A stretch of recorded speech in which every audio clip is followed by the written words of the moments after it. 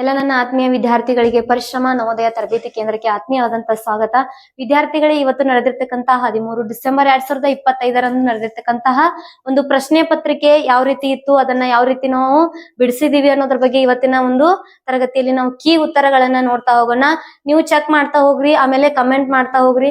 ಎಷ್ಟಕ್ಕೆ ಎಷ್ಟು ಮಾರ್ಕ್ಸ್ ಅನ್ನ ತಗೊಂಡಿದ್ದೀರಾ, ಮ್ಯಾಥ್ಸ್ 20ಕ್ಕೆ ಎಷ್ಟು ಮಾರ್ಕ್ಸ್ ಅನ್ನ ತಗೊಂಡಿರಿ ಅನ್ನೋದನ್ನ ಕಮೆಂಟ್ ಬಾಕ್ಸ್ ಅಲ್ಲಿ ಕಮೆಂಟ್ ಆಗ್ತಾ ಹೋಗ್ರಿ. ಹಾಗಾದ್ರೆ ಮೊದಲನೇ ಪ್ರಶ್ನೆ ಏನಿದೆ ಅಂತ ಹೇಳಿ ನಾವು ನೋಡ್ತಾ ಹೋಗೋಣ. ಏನಪ್ಪಾ ಅಂತಂದ್ರೆ ಬಹಳಷ್ಟು ಈಜಿ ಆಗಿರ್ತಕ್ಕಂತಹ ಪ್ರಶ್ನೆ ಅದ. ಇಲ್ಲಿ ನೋಡ್ರಿ, ಏನಂತಂದ್ರೆ 999 ಇಂಟು 9999 ಗುಣಲಬ್ಧ ಅಂತೇಳಿ ಕೇಳಿದಾರ. ಹಾಗಾದ್ರೆ ಗುಣಲಬ್ಧ ಅಂತಂದಾಗ ನಮ್ಗೆ ಏನ್ ಆನ್ಸರ್ ಬರ್ತದ ಅಂತಂದ್ರ 99,89,100 ಅಂತೇಳಿ ಆನ್ಸರ್ ಬರ್ತದ. ಹಾಗಾದ್ರ option C is right answer. Okay, ಯಾರೆಲ್ಲ ರೈಟ್ ಹಾಕಿದೀರಾ ಅವರು ಕಾಮೆಂಟ್ ಬಾಕ್ಸ್ ಅಲ್ಲಿ ನಮ್ಗೆ ತಿಳಿಸ್ತಾ ಹೋಗ್ರಿ. ಆಮೇಲೆ ಮುಂದಿನ ಪ್ರಶ್ನೆಯನ್ನ ನೋಡ್ರಿ. ಮುಂದಿನ ಪ್ರಶ್ನೆ ಏನಿದೆ ಅಂತೇಳಿ ನೋಡ್ರಿ, 64ರ ಎಲ್ಲಾ ಅಪವರ್ತನಗಳ ಮೊತ್ತ ಅಂತೇಳಿ ನಾವು ಆನ್ಲೈನ್ ಕ್ಲಾಸ್ ಅಲ್ಲಿ ಈಗಾಗ್ಲೇ ನಿಮ್ಗೆ ನಾನು ಒಂದು ಸಂಭವನೀಯ ಪ್ರಶ್ನೆ ಪತ್ರಿಕೆಗಳಲ್ಲಿ ಈ ಒಂದು ಪ್ರಶ್ನೆಯನ್ನ ಹೇಳಿದ್ದಾಗಿತ್ತು. ಹಾಗಾಗಿ ವಿದ್ಯಾರ್ಥಿಗಳೇ, 64 ಅನ್ನೋದು ಯಾವ್ಯಾವ ಮಗ್ಗಿಲೆ ಬಾ ಹೋಗ್ತೈತಿ ಅಂತೇಳಿ ನೋಡ್ಕೋಬೇಕು. 64 ಅನ್ನೋದು 1ರಲ್ಲೇ ಬಾ ಹೋಗ್ತದ, ಆಮೇಲೆ 2ರಲ್ಲೇ ಬಾ ಹೋಗ್ತದ, ಆಮೇಲೆ 4ರಲ್ಲೇ ಬಾ ಹೋಗ್ತದ, ಆಮೇಲೆ ಮತ್ತೇನ್ರಿ 8ರಲ್ಲೇ ಬಾ ಹೋಗ್ತದ, ಆಮೇಲೆ 16ರಲ್ಲೇ ಬಾ ಹೋಗ್ತದ, ಆಮೇಲೆ ಮತ್ತೆಷ್ಟರಲ್ಲೇ ಹೋಗ್ತದ ರೀ 32ರಲ್ಲೇ ಬಾ ಹೋಗ್ತದ. ಹೌದಾ? ಮತ್ತೇನಂತಂದ್ರ 64ರಲ್ಲೇನು ಬಾ ಹೋಗ್ತದ. ಈ ಎಲ್ಲಾ ಅಂಕಿಗಳನ್ನ ನಾವ್ ಏನ್ ಮಾಡ್ಕೋಬೇಕು, ಪ್ಲಸ್ ಮಾಡ್ಕೊಂಡಾಗ ನಮ್ಗೆ ಎಷ್ಟು ಆನ್ಸರ್ ಬರ್ತದೆ ಅಂತಂದ್ರ ಇಲ್ಲಿ ಆಪ್ಷನ್ ಸಿ 127 ಅನ್ನೋದು ಬರುತ್ತ. ಹಾಗಾಗಿ ಆಪ್ಷನ್ ಸಿ ಅನ್ನೋದು ಏನಂತಂದ್ರೆ ಇಲ್ಲಿ ಸರಿಯಾಗಿರ್ತಕ್ಕಂತಹ ಉತ್ತರ. ಹಾಗಾದ್ರೆ ಮುಂದಿನ ಪ್ರಶ್ನೆಯನ್ನ ನೋಡ್ತಾ ಹೋಗೋಣ. ಏನ್ ಕೊಟ್ಟಾರಂತ ನೋಡ್ರಿ, ಕೊಟ್ಟಿರುವ ಕೆಳಗಿನ ಲೆಕ್ಕವನ್ನ ಸರಳೀಕರಿಸಿದಾಗ ದೊರಕುವ ಉತ್ತರ ಅಂತೇಳಿ ಕೊಟ್ಟಾರ. ಇಲ್ಲಿ ನೋಡ್ರಿ 6 ಪಾಯಿಂಟ್ ಅಂತಂದ್ರೆ ನಾವು ದಶಮಾಂಶವನ್ನ ನೋಡಿದಾಗ ಬಿಂದುವಿನ ಕೆಳಗಡೆ ಬಿಂದುವನ್ನ ಇಟ್ಟಾಗ ಮಾತ್ರ ನಮ್ದು ಕರೆಕ್ಟ್ ಆನ್ಸರ್ ಆಗಕ್ ಸಾಧ್ಯ ಇರತ್ತೆ. 6.082 ಪ್ಲಸ್ ಅದ, ಪ್ಲಸ್ ಇಲ್ಲಿ ನೋಡ್ರಿ 60.82 ಅಂತ ಹೇಳದ, ಆಮೇಲೆ 608.2 ಅಂತ ಹೇಳದ, ಆಮೇಲೆ ಮೈನಸ್ ಅದ, ಮೈನಸ್ ಅನ್ನ ಬಿಡೋಣ. ಫಸ್ಟ್ ಇದನ್ನೇನ್ ಮಾಡ್ಕೊಂಡ್ರಿ, ಪ್ಲಸ್ ಮಾಡ್ಕೋಣ. ಇಲ್ಲಿ ಏನೂ ಇಲ್ಲ ಅಂತಂದ್ರೆ ಸೊನ್ನೆಗಳಿರ್ತಾವ. ಹಾಗಾಗಿ ವಿದ್ಯಾರ್ಥಿಗಳೇ ಪ್ಲಸ್ ಮಾಡ್ಕೋಬೇಕು ಅಂತಂದ್ರೆ ನೋಡ್ರಿ, ಇಲ್ಲಿ 2 ಆಗ್ತದ, ಇಲ್ಲಿ 8 2 10 ಆಗ್ತದ. ನೆಕ್ಸ್ಟ್ ರೀ, ಇಲ್ಲಿ 8 2 10, ಇದೊಂದು 11 ಆಗ್ತದ. ಪಾಯಿಂಟ್ ಕೆಳಗಡೆ ನಾವೇನ್ ಮಾಡ್ಬೇಕು, ಪಾಯಿಂಟ್ ಅನ್ನ ಇಡ್ಬೇಕು. ನೆಕ್ಸ್ಟ್ ನೋಡ್ರಿ, ಇಲ್ಲಿ 8 ಮತ್ತು 6 ಪ್ಲಸ್ ಮಾಡಿದಾಗ 14 ಆಯ್ತು, 14 1 15 ಆಯ್ತು. ನೆಕ್ಸ್ಟ್ ರೀ 6 1 7, 6ಕ್ಕೆ 6, 675.102 ಅಂತೇಳಿ ಬಂತು. ಆಗ ನಾವ್ ಏನ್ ಮಾಡ್ಬೇಕಂತಂದ್ರ ಈ ಒಂದು ಸಂಖ್ಯೆಯನ್ನ ಇದ್ರಲ್ಲಿ ಏನ್ ಮಾಡ್ಬೇಕು, ಮೈನಸ್ ಮಾಡ್ಬೇಕು. ಪಾಯಿಂಟ್ ಕೆಳಗಡೆ ಇಲ್ಲೂ ಕೂಡ ಪಾಯಿಂಟ್ ಅನ್ನ ಇಡ್ಬೇಕು. 0.6082 ಅಂತ ಹೇಳಿದ, ಇಲ್ಲಿ ಏನೂ ಇಲ್ಲ ಅಂತಂದ್ರೆ ನಾವು 0ನ ಇಟ್ಕೋಬೇಕು. ಹಾಗಾಗಿ ಇವಾಗ ನಾವೇನ್ ಮಾಡ್ಬೇಕು, ಮೈನಸ್ ಮಾಡ್ಬೇಕು ಅಂತಂದ್ರೆ ಇಲ್ಲಿ ನೋಡ್ರಿ 0ದಲ್ಲಿ 2 ಕಳಕ್ ಬರಂಗಿಲ್ಲ. ಹಾಗಾಗಿ 10ರಲ್ಲಿ 2 ಕಳೆದ್ರೆ ಎಷ್ಟು ಉಳಿತು, 8 ಉಳಿತು.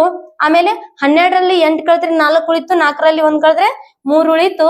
ನೆಕ್ಸ್ಟ್ 10ರಲ್ಲಿ 1 ಕಳೆದ್ರೆ 9 ಉಳಿತು. ನೆಕ್ಸ್ಟ್ ಇಲ್ಲಿ 11ರಲ್ಲಿ ಏನ್ ಮಾಡೋಣ ಅಂತಂದ್ರ 7 ಕಳೆಯನ್ನ, ಎಷ್ಟು ಉಳಿತದ ಇಲ್ಲಿ 4 ಉಳಿತದ. ನೆಕ್ಸ್ಟ್ ಪಾಯಿಂಟ್ ಅದ, ಪಾಯಿಂಟ್ ಕೂಡ 5ರಲ್ಲಿ 1 ಕಳೆದ್ರೆ ಎಷ್ಟು ಉಳಿತು, 4 7 6, 674.493 ಆಪ್ಷನ್ ಬಿ ಇದಕ್ಕೆ ಏನಂತಂದ್ರೆ ಇಲ್ಲಿ ಸರಿಯಾಗಿರ್ತಕ್ಕಂತಹ ಉತ್ತರ ಆಗಿರ್ತದ. ಮುಂದಿನದಾಗಿ ಮುಂದಿನ ಪ್ರಶ್ನೆಯನ್ನ ನೋಡ್ತಾ ಹೋಗ್ರಿ. ಮುಂದಿನ ಪ್ರಶ್ನೆ ಏನಪ್ಪಾ ಅಂತಂದ್ರ 1 ಮತ್ತು 11ರ ನಡುವೆ ಎಷ್ಟು ಅವಿಭಾಜ್ಯ ಸಂಖ್ಯೆಗಳದಾವ ಅಂತ ಹೇಳಿ ಕೇಳಿದಾರ. ನಮಗ ಅವು ಯಾವ್ಯಾವು ಅಂತ ಹೇಳಿ ಕೇಳಿಲ್ಲ. ಈಗಾಗ್ಲೇ ನಾನು ಮೊದಲನೇ ಚಾಪ್ಟರ್ ಸಂಖ್ಯಾ ಪದ್ಧತಿಯಲ್ಲಿ ಹೇಳೋದ್ ಮುಂದೆ ಏನ್ ಮಾಡಿದ್ದೆ, ನಿಮಗೆ ಇದೇ ಒಂದು ಕ್ವಶನ್ ಅನ್ನ ನಾನು ನಿಮಗೆ ಬಿಡಿಸಿದ್ದೆ. ಹಾಗಾದ್ರ 1ರಿಂದ 11ರವರೆಗಿನ ನಡುವೆ ಇರ್ತಕ್ಕಂತ ಅವಿಭಾಜ್ಯ ಸಂಖ್ಯೆಗಳಂದಾರ. ಇಲ್ಲಿ ನಮಗ್ 11 ಅನ್ನೋದು ಒಂದು ಅವಿಭಾಜ್ಯ ಸಂಖ್ಯೆನೇ ಆಗ್ತದ. ಹಾಗಾಗಿ ವಿದ್ಯಾರ್ಥಿಗಳು ಇಲ್ಲಿ ನಡುವೆ ಅಂತಂದಾಗ, ಇಲ್ಲಿ ಬಿಟ್ವೀನ್ ಅಂದಾಗ ಏನ್ ಮಾಡ್ಬೇಕು, ನಾವ್ ಈ 11ನ್ನ ಬಿಡ್ಬೇಕು. ಯಾವ ಬರ್ತಾವ ಅಂತಂದ್ರ 2 3 5 7 ಬರ್ತಾವ.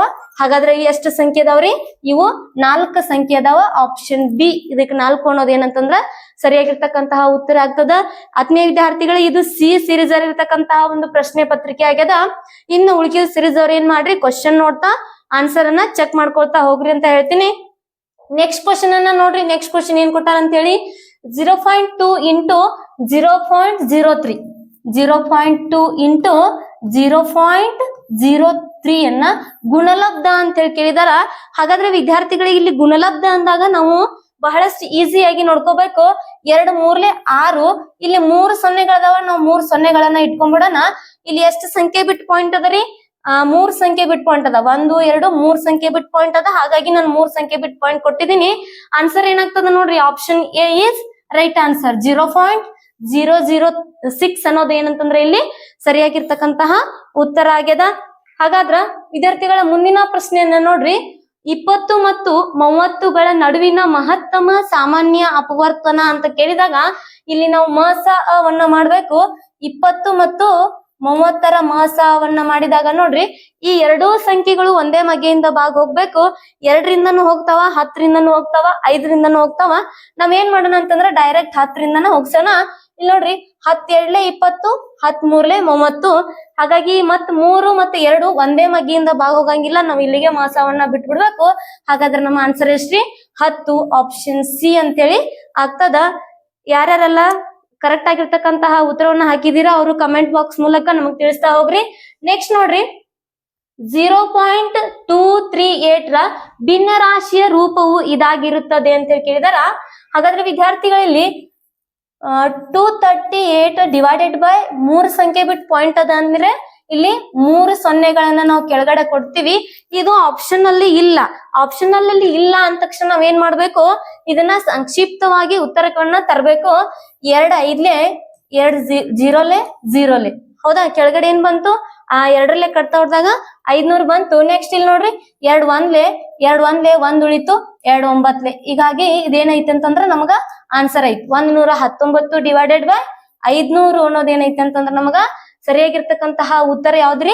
ಆಪ್ಷನ್ ಎ ಅಲ್ಲಿ ಐದ. ಹೌದಾ? ಇಲ್ಲಿ ನಾವು ಸರಳೀಕರಣ ರೂಪ ಮಾಡಿದಾಗ ನಮ್ಗೆ ಏನಂತಂದ್ರ ಇಲ್ಲಿ ಆನ್ಸರ್ ಸಿಕ್ಕಿದೆ. ಓಕೆ, ನೆಕ್ಸ್ಟ್ ಹಾಗಾದ್ರೆ ಮುಂದಿನ ಪ್ರಶ್ನೆಯನ್ನ ನೋಡ್ತಾ ಹೋಗ್ರಿ. ಏನೈತಿ ಅಂತ ಹೇಳಿ 999 ಡಿವೈಡೆಡ್ ಬೈ 1000 ಅಂತೇಳಿ ಇದರ ದಶಮಾಂಶ ರೂಪವು ಇದಾಗಿದೆ ಅಂತೇಳಿ ಕೇಳಿದಾರ. ಬಹಳಷ್ಟು ಈಜಿ ಆಗಿರ್ತಕ್ಕಂತಹ ಪ್ರಶ್ನೆ. 999 ಅಂತ ಹೇಳಿದೆ. ಇಲ್ಲಿ 3 ಸೊನ್ನೆಗಳಿದಾವೆ. ನಾವು 3 ಸಂಖ್ಯೆಗಳನ್ನ ಬಿಟ್ಟು ಪಾಯಿಂಟ್ ಕೊಡ್ಬೇಕು ಅಂತಂದ್ರೆ ಏನಾಗ್ತದ ಅಲ್ಲಿ? 0.999 ಅಂತ ಹೇಳಿ ಆಗ್ತದ. ಹಾಗಾದ್ರೆ ಆಪ್ಷನ್ ಸಿ ಅನ್ನೋದು ಏನಂತಂದ್ರೆ ಇಲ್ಲಿ ಸರಿಯಾಗಿರ್ತಕ್ಕಂತಹ ಉತ್ತರ. ನೆಕ್ಸ್ಟ್ ಕ್ವಶನ್ ಅನ್ನ ನೋಡ್ರಿ. ನೆಕ್ಸ್ಟ್ ಕ್ವಶನ್ ಏನಾಗಿರ್ತದ ಅಂತ ಹೇಳಿ ನೋಡ್ರಿ, ಇಲ್ಲಿ ಸರಳೀಕರಣ ಇದೆ. ಹೌದಾ? ಸರಳೀಕರಣ ಇದ್ದಾಗ 3/2 ಅಂತ ಹೇಳಿದೆ. ಇಲ್ಲಿ ನಮಗ ಭಾಗಾಕಾರ ಇದೆ. ಇದನ್ನ ಏನ್ ಮಾಡ್ಕೊಂಡ್ ಅಂತಂದ್ರೆ ನಾವು ಗುಣಾಕಾರಕ್ಕೆ ಕನ್ವರ್ಟ್ ಮಾಡ್ಕೊಂಡಾಗ 2/3 ಅಂತ ಹೇಳಿ ಆಗ್ತದ. ಇಂಟು 2 ಪ್ಲಸ್ 3 ಡಿವೈಡೆಡ್ ಬೈ 2 ಅಂತ ಹೇಳಿದ. ಹಾಗಾಗಿ ವಿದ್ಯಾರ್ಥಿಗಳು ಇಲ್ಲಿ ನಾವೇನು ಇಂಟು ಇದ್ದಾಗ ನಾವೇನ್ ಮಾಡ್ಬೋದು, ಒಂದೇ ಮಗಿಯಿಂದ ಅದು ಭಾಗ ಹಾಕಿತ್ತು ಅಂತಂದ್ರೆ ಅದನ್ನ ಭಾಗ ಮಾಡ್ತೀವಿ. 3 1 3 1 2 1 2 1 ಆಯ್ತು. ಇಲ್ಲಿ ಉಳ್ದದ್ದೇನ್ ನಮಗ 1 ಇಂಟು 2 ಉಳಿತಾ, ಪ್ಲಸ್ ಏನಾಯ್ತು 3 ಡಿವೈಡೆಡ್ ಬೈ 2 ಅಂತ ಉಳಿದಿದೆ. ಹಾಗಾದ್ರೆ ಇಲ್ಲಿ 2 1 2 ಅಂತ ಉಳಿತು. ಪ್ಲಸ್ ನೋಡ್ರಿ 3 ಡಿವೈಡೆಡ್ ಬೈ 2 ಅಂತ ಹೇಳಿ ಉಳ್ದದ. ಈ 2ರ ಕೆಳಗೆ ಏನು ಇಲ್ಲ ಅಂತಂದ್ರು 1 ಇರ್ತದ. ಹಾಗಾಗಿ ನಮಗ ಇಲ್ಲಿ ಭಿನ್ನ ರಾಶಿಗಳ ಸಂಕಲನ ಇದ್ದಾಗ ಕೆಳಗಡೆ ಛೇದ ಇದ್ದಿದ್ದನ್ನ ಲಸ ತಕೋತೀವಿ. 1 ಮತ್ತು 2ರ ಲಸವನ್ನ ತೆಗೆದಾಗ 2 ಅಂತ ಬರ್ತದ. ಹಾಗಾಗಿ ವಿದ್ಯಾರ್ಥಿಗಳು ಏನಾಗ್ತದ ಅಂತ ನೋಡ್ರಿ, ಇಲ್ಲಿ 1 ಎಷ್ಟಲೇ 2 ಬರ್ತದರಿ? 1 2 2 2 1 2 2 2 ಎಷ್ಟ್ರಿ? 4 ಪ್ಲಸ್ ಅದ, ಪ್ಲಸ್ ಇಡ್ತೀನಿ. 3 1 3 ಎಷ್ಟ್ ಆಗ್ತದ್ರಿ? 7 ಡಿವೈಡೆಡ್ ಬೈ 2 ಅಂತ ಆಗ್ತದ. ಇದು ನಮಗೆ ಆಪ್ಷನ್ ಒಳಗ ಅದ ಆನ್ಸರ್. ಇದು ಸರಿಯಾಗಿರ್ತಕ್ಕಂತ ಉತ್ತರ ಆಪ್ಷನ್ ಸಿ 7 ಡಿವೈಡೆಡ್ ಬೈ 2 ಅಂತೇಳಿ ಆಗ್ತದ. ಓಕೆ, ಹಾಗಾದ್ರೆ ಮುಂದಿನ ಪ್ರಶ್ನೆಯನ್ನ ನೋಡ್ತಾ ಹೋಗೋಣ. ಮುಂದಿನ ಪ್ರಶ್ನೆ ಏನಿದೆ ಅಂತ ಹೇಳಿ ನೋಡ್ರಿ. ಈ ಒಂದು ಪ್ರಶ್ನೆ ನಿಮಗ ಕ್ಲಿಷ್ಟ ಆಗಿರ್ಬೋದು, ಆದ್ರೆ ಏನೈತೆ ಅಂತಂದ್ರ ಬಹಳಷ್ಟು ಸರಳವಾದಂತಹ ಪ್ರಶ್ನೆ ಅದ. ಇಲ್ಲಿ 100 ಸೆಂಟಿಮೀಟರ್ ಅನ್ನ ನಾವ್ ಏನ್ ಮಾಡ್ತೀವಿ ಅಂತಂದ್ರ ಮೀಟರ್ಗೆ ಕನ್ವರ್ಟ್ ಮಾಡಿದಾಗ 0.1 ಮೀಟರ್ ಅಂತ ಹೇಳಿ ಆಗ್ತದ. ಸೆಂಟಿಮೀಟರ್ ಅನ್ನ ಮೀಟರ್ಗೆ ಕನ್ವರ್ಟ್ ಮಾಡಿದಾಗ 0.1 ಮೀಟರ್ ಅಂತ ಹೇಳಿ ಆಗ್ತದ. ಇವ್ರು ಸ್ಕ್ವೇರ್ ಕೊಟ್ಟಿದಾರ. ನಾವೇನ್ ಮಾಡ್ಬೇಕೀಗ 0.1 ಇಂಟು 0.1 ಮಾಡಿದಾಗ ಏನಾಗ್ತದ ಅಂತಂದ್ರ 1 1 1 2 ಸೊನ್ನೆಗಳಿದಾವ. ಹಾಗಾಗಿ 2 ಸಂಖ್ಯೆ ಬಿಟ್ಟು ಪಾಯಿಂಟ್ ಕೊಡ್ಬೇಕು. ನಮಗೆ ಏನಾಗ್ತದ್ರಿ ಆನ್ಸರ್? 0.01 ಅಂತ ಹೇಳದ. 0.01 ಮೀಟರ್ ಸ್ಕ್ವೇರ್ ಅಂತ ಹೇಳಿದ. ಹಾಗಾಗಿ ಏನಾಗ್ತದ್ರಿ ಆನ್ಸರ್? ಸಾರಿ, 0.01 ಅಂತ ಆಪ್ಷನ್ ಅದ. ಅದರಲ್ಲಿ ಟೈಪಿಂಗ್ ಅಲ್ಲಿ ಮಿಸ್ಟೇಕ್ ಆಗದ. 0.01 ಅನ್ನೋದು ಇದಕ್ಕಂತೆ ಸರಿಯಾದಂತಹ ಉತ್ತರ. ಓಕೆ, ನೆಕ್ಸ್ಟ್ ಕ್ವಶನ್ ಅನ್ನ ನೋಡ್ರಿ ಏನಾಗಿದೆ ಅಂತ ಹೇಳಿ. ಇಲ್ಲಿ 0.1 ಇಂಟು 0.1 ಇಂಟು 0.1 ಇದಕ್ಕೆ ಸಮನಾಗಿರ್ತಕ್ಕಂತಹ ಒಂದು ದಶಮಾಂಶ ರೂಪ ಯಾವುದು ಅಂತ ಹೇಳಿ ಕೇಳಿದಾರ. ಇಲ್ಲಿ 0.1 ಇದ್ದಾಗ 0.1 ಇದ್ದಾಗ ಒಂದ್ ಒಂದ್ಲೆ ಒಂದು ಅಂತ ಹೇಳಿ ಬರ್ತದ. ಇಲ್ಲಿ ಎಷ್ಟು ಸೊನ್ನೆಗಳಿದಾವ್ರಿ? 1 0 2 0 3 ಸೊನ್ನೆಗಳಿದಾವ. ಆ 3 ಸೊನ್ನೆಗಳನ್ನ ಕೊಟ್ಕೊಂಡು 1 ಸಂಖ್ಯೆ ಬಿಟ್ ಪಾಯಿಂಟ್ ಅದ, 2 ಸಂಖ್ಯೆ ಬಿಟ್ ಪಾಯಿಂಟ್ ಅದ, 3 ಸಂಖ್ಯೆ ಬಿಟ್ ಪಾಯಿಂಟ್ ಅದ. ಹಾಗಾಗಿ ನಾನು 3 ಸಂಖ್ಯೆ ಬಿಟ್ ಪಾಯಿಂಟ್ ಅನ್ನ ಕೊಡ್ತೀನಿ. ಏನಾಗ್ತದ ನೋಡ್ರಿ ನಮ್ಮ ಆನ್ಸರ್ 0.001 ಆಗ್ತದ. Okay, 0.001 option B is right answer. Okay, ಅರ್ಥ ಆಯ್ತು ಅಂತ ಅನ್ಕೊಂತಿದೀನಿ. ಯಾರ್ಯಾರಿಗೆಲ್ಲ ಅರ್ಥ ಆಗ್ತಿದೆ ನಮ್ಮ ಒಂದು ವಿಡಿಯೋ ಕ್ಲಾಸ್ ಅನ್ನ ನಿಮ್ ಆದಷ್ಟು ನಿಮ್ ಫ್ರೆಂಡ್ಸಿಗೂ ಕೂಡ ಶೇರ್ ಮಾಡ್ಕೊಡ್ರಿ. ಯಾರ್ಯಾರೆಲ್ಲ ನವೋದಯ ಎಕ್ಸಾಮ್ ಅನ್ನ ಬರ್ದಿದ್ದೀರಾ ಅವ್ರೇನ್ ಮಾಡ್ಕೊಡ್ರಿ ಅಂತಂದ್ರ ಕೀ ಉತ್ತರಗಳನ್ನ ಚೆಕ್ ಮಾಡ್ಕೊಡ್ರಿ. ಇದೇ ರೀತಿ IQ ಮತ್ತ ಕನ್ನಡ ಗದ್ಯ ಭಾಗವನ್ನು ಕೂಡ ಚೆಕ್ ಮಾಡ್ಕೊಡ್ರಿ. ಹಾಗಾದ್ರೆ ಮುಂದಿನ ಪ್ರಶ್ನೆ ಏನೈತಿ ಅಂತೇಳಿ ನೋಡ್ರಿ. ಒಂದು ಅಂಗಡಿಯವನು ರೂಪಾಯಿ 200ಗಳಿಗೆ ಒಂದು ಗಡಿಯಾರವನ್ನು ಖರೀದಿಸುತ್ತಾನೆ ಮತ್ತು ರೂಪಾಯಿ 40 ಲಾಭಕ್ಕೆ ಅದನ್ನು ಮಾರುತ್ತಾನೆ. ಹಾಗಾದರೆ ಅವನು ಗಡಿಯಾರವನ್ನು ಮಾರಾಟ ಮಾಡಿದ ದರ ಅಂತ ಹೇಳಿ ಕೇಳಿದಾರ. ಹಾಗಾದ್ರೆ ವಿದ್ಯಾರ್ಥಿಗಳಲ್ಲಿ ಕೊಂಡ ಬೆಲೆ ಎಷ್ಟೈತ್ರಿ? 200 ಐತ್ಯಾ? ಹಾಗಾದ್ರೆ ಲಾಭ ಎಷ್ಟ್ ಪಡ್ದಾನ? ನಾವು 40 ರೂಪಾಯಿ ಪಡ್ದಾನ. ಟೋಟಲ್ ಸೇರಿದ್ರೆ ನಮ್ಗೆ ಏನಾಗ್ತದ ಅಂತಂದ್ರ ಮಾರಿದ ಬೆಲೆ ಬರ್ತದ. ಇದು ಕೊಂಡ ಬೆಲೆ ಪ್ಲಸ್ ಲಾಭ ಮಾಡಿದ್ರೆ ಏನಾಗ್ತದ್ರಿ ನಮಗ ಮಾರಿದ ಬೆಲೆ ಆಗ್ತದ 240 ರೂಪಾಯಿ ಅನ್ನೋದು ಏನಾಗ್ತದ ಅಂತಂದ್ರೆ ನಮ್ಗ ಸರಿಯಾದಂತಹ ಉತ್ತರ ಆಪ್ಷನ್ ಸಿ ಅನ್ನೋದು ಇಲ್ಲಿ ಏನಾಗ್ತದ ಅಂತಂದ್ರ ಸರಿಯಾಗಿರ್ತಕ್ಕಂತಹ ಉತ್ತರ 240 ಅಂತ ಹೇಳಿ ಆಗ್ತದ. ನೆಕ್ಸ್ಟ್ ನೋಡ್ರಿ, ಒಂದು ಹಣ್ಣಿನ ಅಂಗಡಿಯವನು ರೂಪಾಯಿ 1500ಕ್ಕೆ ಆಪಲ್ ಗಳನ್ನು ಖರೀದಿ ಮಾಡುತ್ತಾನೆ. ಅದನ್ನು ಆತ ತನ್ನ ಅಂಗಡಿಗೆ ತೆಗೆದುಕೊಂಡು ಬರಲು 100 ರೂಪಾಯಿಗಳನ್ನ ಖರ್ಚು ಮಾಡ್ತಾನಂತ. ತಾನು ತಂದ ಆಪಲ್ ಗಳನ್ನ 2236 ರೂಪಾಯಿಗೆ ಏನ್ ಮಾಡ್ತಾನಂತಂದ್ರ ಮಾರ್ತಾನ. ಇದೇನಂತಂದ್ರ ಮಾರಿದ ಬೆಲೆ. ಹೌದಾ, ಮಾರಿದ ಬೆಲೆ. ಹಾಗಾದ್ರೆ ನಮಗ್ ಲಾಭ ಬರ್ಬೇಕು ಅಂತಂದ್ರ ಕೊಂಡ ಬೆಲೆನ ಇದ್ರಲ್ಲಿ ಮೈನಸ್ ಮಾಡ್ಬೇಕು. ಕೊಂಡ ಬೆಲೆ ಎಷ್ಟೈತ್ರಿ? 1500 ಐತಿ. ಆಮೇಲೆ ಅದಕ್ಕೆ ಖರ್ಚು ಎಷ್ಟ್ ಮಾಡ್ಯಾನ? ಅದನ್ನ ಏನ್ ಮಾಡ್ಯಾನ ಅದಕ್ಕ ಕುಡಿಸ್ಕೋಬೇಕು. 1500 ಪ್ಲಸ್ 100 ಮಾಡಿದಾಗ ನಮ್ಗೆ ಎಷ್ಟ್ ಆಗ್ತದ್ರಿ ಇಲ್ಲಿ? 1600 ರೂಪಾಯಿ ಅಂತಂದ್ರೆ ಇಲ್ಲಿ 1600 ರೂಪಾಯಿ ಕೊಂಡ ಬೆಲೆ ಆಗ್ತದ. ಆ 1600 ನಾವೇನ್ ಮಾಡ್ಬೇಕು? ಮಾರಿದ ಬೆಲೆಯಲ್ಲಿ ಮೈನಸ್ ಮಾಡ್ಬೇಕು. ಹಾಗಾದ್ರೆ ವಿದ್ಯಾರ್ಥಿಗಳು ಇಲ್ಲಿ ಎಷ್ಟಾಗ್ತದ ಅಂತೇಳಿ ನೋಡ್ರಿ. 6ರಲ್ಲಿ 0 ಕಳೆದ್ರೆ 6 ಉಳಿತು. 3ರಲ್ಲಿ 0 ಕಳೆದ್ರೆ 3 ಉಳಿತು. ನೆಕ್ಸ್ಟ್ 12ರಲ್ಲಿ 6 ಕಳೆದ್ರೆ ಎಷ್ಟು ಉಳಿತು? 6 ಉಳಿತು. 2ರಲ್ಲಿ 2 ಕಳೆದ್ರೆ 0 ಉಳಿತು. 636 ರೂಪಾಯಿ ಏನಾಯ್ತಂತಂದ್ರೆ ಇಲ್ಲಿ ಲಾಭ ಆಯ್ತು. ಆಪ್ಷನ್ ಬಿ ಇದಕ್ಕೆ ಏನಂತಂದ್ರೆ ಇಲ್ಲಿ ಸರಿಯಾಗಿರ್ತಕ್ಕಂತಹ ಉತ್ತರ. ಮುಂದಿನ ಪ್ರಶ್ನೆಯನ್ನ ನೋಡ್ರಿ. ಒಂದು ಪಂಚಭುಜದ ಸುತ್ತಳತೆ ಹೆಂಗಿರತ್ತಪ್ಪ ಅಂತಂದ್ರೆ ಇಲ್ಲಿ ನೋಡ್ರಿ, ಒಂದು ಪಂಚಭುಜ ಅಂತ ಹೇಳಿ ಹೇಳಿದಾರ. ಹಾಗಾದ್ರೆ ವಿದ್ಯಾರ್ಥಿಗಳು ಇದು ಒಂದು ಪಂಚಭುಜ ಅಂತಂದ್ರ 5 ಬಾಹುಗಳನ್ನ ಹೊಂದಿರತಕ್ಕಂತಹ ಒಂದು ಆಕೃತಿ. ಈ ಒಂದು ಆಕೃತಿಯ ಸುತ್ತಳತೆ ಎಷ್ಟೈತಿ ಅಂತಂದ್ರ 80 ಸೆಂಟಿಮೀಟರ್ ಐತಿ ಅಂತ ಹೇಳ್ಕೊಟ್ಟಾರ. ಅದ್ರಲ್ಲಿ ಈ ಒಂದು ಬಾಹುವಿನ ಅಳತೆ ಮಾತ್ರ ಕೇಳಿದಾರ. 4 ಬಾಹುವಿನ ಅಳತೆಯನ್ನ 63 ಅಂತ ಹೇಳ್ಕೊಟ್ಟಾರ. ಹಾಗಾದ್ರ ಆ 5ನೇ ಬಾಹುವಿನ ಅಳತೆ ಕೇಳಿದಾಗ ಆ 4 ಬಾಹುವಿನ ಅಳತೆಯನ್ನ ಮೈನಸ್ ಮಾಡಿದ್ರೆ ನಮಗ 5ನೇ ಬಾಹುವಿನ ಅಳತೆ ಬರ್ತದ. 10ರಲ್ಲಿ 3 ಕಳೆದ್ರೆ 7 ಉಳಿತು. 8ರಲ್ಲಿ 7 ಕಳೆದ್ರೆ 1 ಉಳಿತು. 17 ಸೆಂಟಿಮೀಟರ್ ಏನಾಗ್ತದ ಅಂತಂದ್ರೆ ಇಲ್ಲಿ ಇನ್ನೊಂದು ಬಾಹುವಿನ ಅಳತೆ ಆಗ್ತದ. ಹಾಗಾದ್ರ ಆಪ್ಷನ್ ಡಿ 17 ಸೆಂಟಿಮೀಟರ್ ಅನ್ನೋದೇನಂತಂದ್ರೆ ಇಲ್ಲಿ ಸರಿಯಾಗಿರ್ತಕ್ಕಂತಹ ಉತ್ತರ. ನೆಕ್ಸ್ಟ್ ನೋಡ್ರಿ, ಮುಂದಿನ ಪ್ರಶ್ನೆ. ಕೆಳಗೆ ಕೊಟ್ಟಿರುವ ಲೆಕ್ಕದಲ್ಲಿ ಬಿಟ್ಟಿರುವ ಸ್ಥಳದಲ್ಲಿ ತುಂಬಬೇಕಾದ ಸಂಖ್ಯೆ ಅಂತ ಹೇಳಿ ಕೇಳಿದಾರ. ಹಾಗಾದ್ರೆ ವಿದ್ಯಾರ್ಥಿಗಳು ಇಲ್ಲಿ ನೋಡ್ರಿ, 58,394ರಲ್ಲಿ 86 ಮತ್ತೆ 86ನ್ನ ಏನ್ ಮಾಡ್ಬೇಕಂತಂದ್ರ ಮೈನಸ್ ಮಾಡ್ಕೋಬೇಕು. 86 ಪ್ಲಸ್ 86ನ್ನ ಸೇರಿಸಿದ್ರೆ ಎಷ್ಟಾಗ್ತದ್ರಿ? 6 6 12 8 8 16 ಇದೊಂದು 17 ಅಂತಂದ್ರ 172ನ್ನ ಇದ್ರಲ್ಲಿ ಏನ್ ಮಾಡ್ಬೇಕು?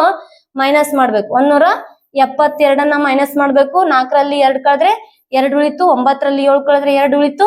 ಆಮೇಲೆ 3ರಲ್ಲಿ 1ನ್ನ ಕಳೆದ್ರೆ 2 ಉಳಿತು. 8 5. Okay, 58,222 equal to 58,222 equal to ಇಲ್ಲಿ ಎಕ್ಸ್ ಅಂತ ಇಟ್ಕೊಳ್ಳೋಣ ಇಂಟು 86. ಈ ಕಡೆ 86 ಅನ್ನೋದು ಇಲ್ಲಿ ಇಂಟು ಇರೋದ್ರಿಂದ ಈ ಸೈಡ್ ಬರೋದಕ್ಕೆ ಏನಾಗ್ತದ ಅಂತಂದ್ರೆ ಇಲ್ಲಿ 58,222 ಡಿವೈಡೆಡ್ ಬೈ 86 ಅಂತ ಹೇಳಿ ಆಗ್ತದ. ಅವಾಗ ನಮ್ಗ ಎಕ್ಸ್ ನ ಬೆಲೆ ನಾವು ಕಂಡು ಹಿಡಿಬಹುದಾಗ್ತದ. ಹಾಗಾದ್ರೆ ವಿದ್ಯಾರ್ಥಿಗಳು ಇದನ್ನ ನಾವು ಸಂಕ್ಷಿಪ್ತವಾಗಿ ನೋಡಿದಾಗ ನಮ್ಗೆ ಎಷ್ಟು ಬರ್ತದ ಅಂತ ನನ್ನ ಆನ್ಸರ್ ಎಕ್ಸ್ ಈಕ್ವಲ್ ಟು 677 ಅಂತೇಳಿ ಬರ್ತದ. ಹಾಗಾದ್ರೆ ಆಪ್ಷನ್ ಎ ಇದಕ್ಕೆ ಏನಂತಂದ್ರೆ ಇಲ್ಲಿ ಸರಿಯಾಗಿರ್ತಕ್ಕಂತಹ ಉತ್ತರ. ಮುಂದಿನ ಪ್ರಶ್ನೆಯನ್ನ ನೋಡ್ರಿ, ದೆಹಲಿಯಿಂದ ಜೈಪುರಕ್ಕೆ ಪ್ರಯಾಣ ಮಾಡುವ ರೈಲು ಬೆಳಿಗ್ಗೆ 10:45ಕ್ಕೆ ದೆಹಲಿಯನ್ನ ಪ್ರಾರಂಭ ಮಾಡ್ತದೆ. ದೆಹಲಿಯಿಂದ ಹೊರಡ್ತೈತಿ 10:45ಕ್ಕ ಪ್ರಾರಂಭ ಮಾಡ್ತತಿ. ಯಾವಾಗ? ಬೆಳಿಗ್ಗೆ. ಅದ್ ಹೌದಾ? ಬೆಳಿಗ್ಗೆ ಪ್ರಾರಂಭ ಮಾಡ್ತತಿ, ಮಧ್ಯಾಹ್ನ 3:30ಕ್ಕೆ ಹೋಗಿ ಮುಟ್ತತಿ. ಹೌದಾ? ಮಧ್ಯಾಹ್ನ 3:30ಕ್ಕೆ ಹೋಗಿ ಮುಟ್ತೈತಿ ಅಂತಂದ್ರ ಈ ರೈಲು ಪ್ರಯಾಣಿಸಿದ ಸಮಯ ಅಂತೇಳಿ ಕೇಳಿದಾರ ಇಲ್ಲಿ 10:45ರಿಂದ. ಹೌದಾ? 11:45 1 ಗಂಟೆ ಆಯ್ತು, 12:45, 1:45, 2:45, 3:45. ಹೌದಾ? ಇಲ್ಲಿಂದ ಇಲ್ಲಿಗೆ ಎಷ್ಟು ತಾಸು ಆಯ್ತು ಅಂತೇಳಿ ನೋಡ್ಕೊಳ್ಳೋಣ. 1 ತಾಸು, 2 ತಾಸು, 3 ತಾಸು, 4 ತಾಸು, 5 ತಾಸು. 5 ತಾಸಲ್ಲಿ ನಾವು 15 ನಿಮಿಷನ ಮೈನಸ್ ಮಾಡ್ಬೇಕು. ಎಷ್ಟಾಯ್ತ್ರಿ?